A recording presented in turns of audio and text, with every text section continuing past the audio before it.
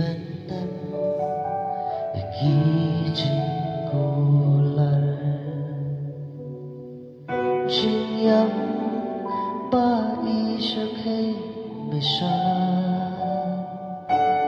Batban yaso yang iban na upa Bipyar kikti halor ka dipna Dae ngan siuk liang yami Ya ka chengi bakraw ka zumi Natalie